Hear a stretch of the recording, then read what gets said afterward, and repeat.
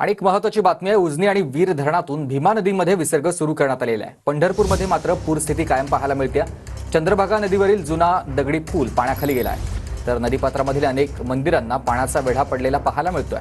प्रशासनाकडून चंद्रभागा नदीवरील अनेक पूल वाहतुकीसाठी आता बंद ठेवण्यात आले। प्रशासनाकडून नदीकाठच्या नागरिकांना देखील सतर्कतेचा इशारा देण्यात आला आहे। आणि वीर धरणाच्या पाणलोट क्षेत्रात पडत असलेल्या दमदार पावसामुळे पंढरपूरच्या चंद्रभागा नदीला पूर परिस्थिती निर्माण झालेली आहे। आपण आता बघू शकतो की उजनी धरणातून जवळपास 60,000 क्युसेक तर वीर धरणातून 71,000 क्युसेकचा विसर्ग हा भीमा नदीपात्रात सोडण्यात आलेला आहे। त्यामुळे पंढरपूरमध्ये याच भीमा नदीला चंद्रभागा नदी म्हणून देखील ओळखलं जातं।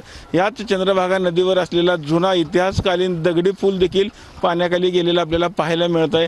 त्याचबरोबर चंद्रभागेच्या पात्रात असलेल्या पुंडलिक मंदिरासह इतर छोटी मोठी मंदिरं देखील खरं तर या संपूर्ण मंदिराला पाण्यानं वेढा घातलेला आपल्याला पाहायला मिळत आहे।